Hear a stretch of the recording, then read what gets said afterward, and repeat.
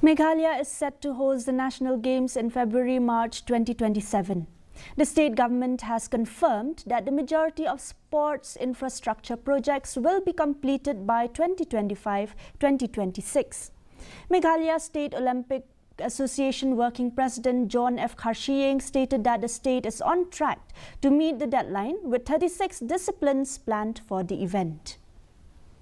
Has informed, we have together taken a call. The government is the most important part in this. So the government has taken a call to communicate to the Indian Olympic Association that they are ready to host the national games in early, I think, February-March of 2027.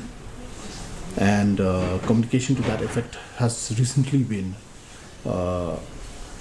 submitted also to the Honorable Union Sports Minister by our Shaklar Wajri, Honorable Minister of Sports.